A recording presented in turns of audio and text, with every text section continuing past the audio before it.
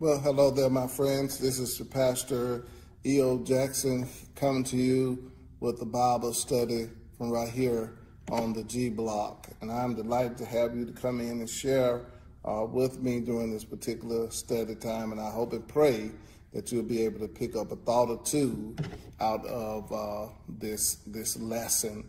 And I've been, ever since the pandemic has been going on, I've been stuck on the sovereignty of God. I've not been able to leave that. And today I want to again talk about the sovereignty of God, because the sovereignty of God has to do with who is really in charge. I want to show you today again, and I hope you've been following along, that God is in charge, that God is in charge no matter what, good, bad, ugly, happy, sad. A lot of people, and I've taught this through this series, they've had to try to sanitize God because they cannot accept when God allows certain things to come about in our lives. So they try to sanitize God. They try to come up with a way to make God look good. But let me just tell you something, and I hope all of you, and I've tried to get this over to people when they say God can do anything but. Be careful right there. God can do anything. People say God can do anything but. No, don't ever place any restrictions on God. So chapter number 11 in the book of Genesis is where I want to look and talk to you about man versus God. Man versus God. But the B portion of the subject is God always wins. God always wins. Man always tries to come up with a way of beating God. But let me tell you something, friends. God always wins. I ran across this statement that William Ernest Henley wrote, and he boasted in his poem Invictus. He said, "I am the master of my fate. I am the captain of my soul. I am the master of my fate. I am the captain of my soul." And a lot of times, men always think that they can call the shots. That's what gets them in trouble. But when proud men set themselves against the sovereign God, I need to tell you, man always loses. And we'll see in Genesis chapter 11, it's an amazing story where man thought that he could do something without God. And may I tell you in this lesson today, don't you ever get to the place that you think you can do something without God. So in the first few verses, I want to talk about how men will proudly set themselves against the sovereign God. That's in verses 1 through 4. Now the whole earth used the same language and the same words. And it came about as they journeyed east that they found a plain in the land of Shinar and settled there. They said to one another, "Come, let us make bricks and burn them thoroughly." And they used bricks for stone, and they used tar for mortar. They said, "Come, let us build for ourselves a city and a tower whose top will reach into heaven, and let us make for ourselves a name. Otherwise, we will be scattered abroad over the face of the whole earth." Here these men thought that they could do something with God. And we see this spirit of Babel in the worldly reaction to this pandemic that is going on.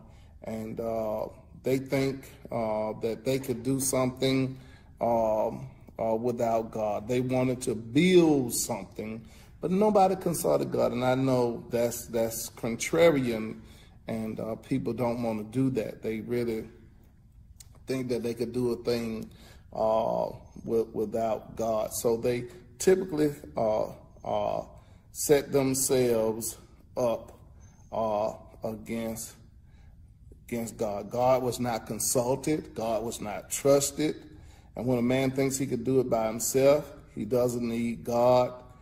this kind of arrogant and open rebellion is against God. God has said to fill the earth, but these people said, let us build a city so that we won't be scattered. In verse 1, God told them exactly what he wanted them to do, but they made up in their minds that they were going to do something the opposite of what God had said for them to do. So many times, friends, we get ourselves into the frame of mind that I can do something other than what God has asked me to do.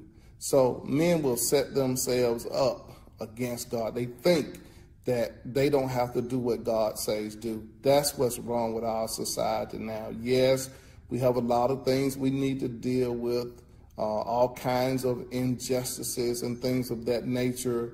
But one of the things we've got to do, we've got to make our way back to doing what God says do. God said it and that settles it. You know, we love to say God said it, I believe it, and that settles it. But whether you believe it or not, if God said it, it settles. So the second thing is, remember the first thing, man always sets himself up against God. Think that we can do it better than God and without God. But the second thing is in verses 5 through 9, and that is the sovereign God always wins. Listen, God always wins. I don't care what kind of plan we come up with. These last few weeks in Sunday school, it's been an amazing lesson, amazing time in the Word where we've been talking about wisdom, and we need a lot of wisdom. The Lord came down to see the city and the tower which the Son of men had built. The Lord said, behold, they are one people, and they all have the same language, and this is what they began to do. And now nothing which they purpose to do will be impossible for them. Come, let us go down, and there confuse their language, so they would not understand one another's speech. So the Lord scattered them abroad from there over the face of the whole earth, and they stopped building the city.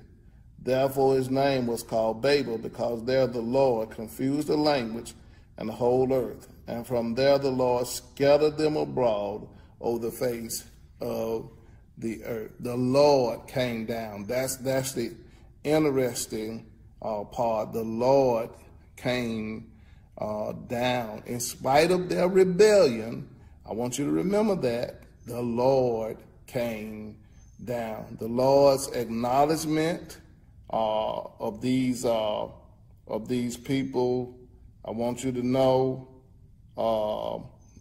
shows us how God can and how God will come down. So the Lord came down and he won. That's really the lesson. And I want you to read this. The Lord came down. They said what they were not going to do, but what we see in this lesson, this is a brief lesson, and shows you how the sovereign God, the Lord came down. They made up in their mind that they were going to do things one way, but God came down and God confused and confounded their languages so that they could not understand one another. And the very thing they did not want to happen, that's what God brought about. So I need to tell you, there are three applications from this lesson that we need to make, three applications. The first is, if you're not growing in humility, you're not growing as a Christian. Pride, that's what got them in trouble. They had no humility.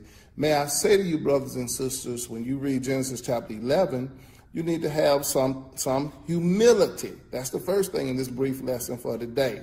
You need to have some humility, because whatever God is saying, we have no right, we have no authority to overrule and override God. Now here's the second thing. Take care how you build, because God will inspect it. God said, let us go down and check out what they're doing. Let's go down and see what they're doing. And when God came down, he discovered that what they were not doing was not bringing honor to his name. It was all about them. Here's the last thing. Make sure your hope for heaven is based on God's grace through the cross of Jesus and not on anything of your own. Dr.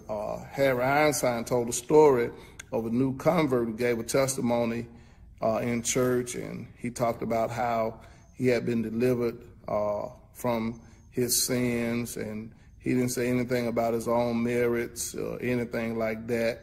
And so the man in charge, who did not have a deep appreciation for salvation apart from works, he responded by saying, he said, "You seem to indicate that God did everything when he saved you.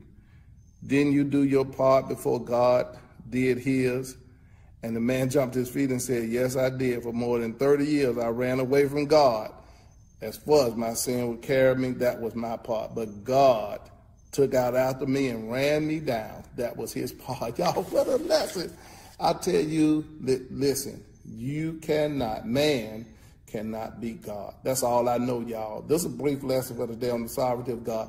Man cannot beat God. I want you to read carefully Genesis chapter 11, and you'll see how whenever man raises up against God, God always wins.